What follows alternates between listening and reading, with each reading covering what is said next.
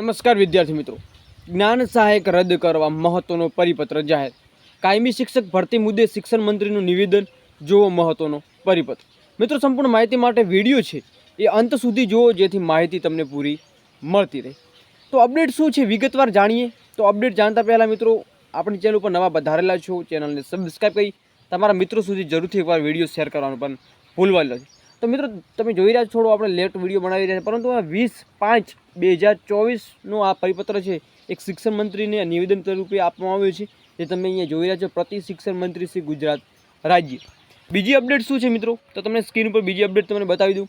તો જય ભારત સહ ઉપરોક્ત વિષય અનુસંધાને જણાવ્યું કે ગત શૈક્ષણિક વર્ષથી થયેલા જ્ઞાન સહાયકોની યોજના, વયમર્યાદા તેમજ ફરજિયાત ટેટ પાસના નિયમો ઉપરાંત કારણે કચ્છના જે સરહદી વિસ્તારોમાં અંતરિયાળ ગામોમાં જ્ઞાન સહાયકોને મળતા નથી અને જો લાંબા સમય ટકતા નથી, તો બંને પરિસ્થિતિ કચ્છનું શિક્ષણ કથળી રહ્યું છે.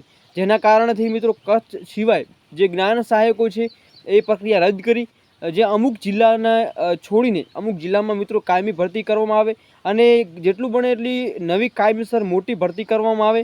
જ્ઞાન સહાયક જેવી કરારવાળી જે યોજના છે એ રદ કરવા બાબતે અહીંયા મહત્વનો શિક્ષણ સંઘ દ્વારા મહત્વનો બીજો પરિપત્ર અહીંયા જોવા મળી રહ્યો છે. હવે મિત્રો, જોવાનું એ રહે છે કે વયમર્યાદામાં કેટલો સુધારો કરે છે અને નવી ભરતી ક્યાં સુધીમાં આવે છે. ત્યાં સુધી જય હિન્દ, જય સંવિધાન.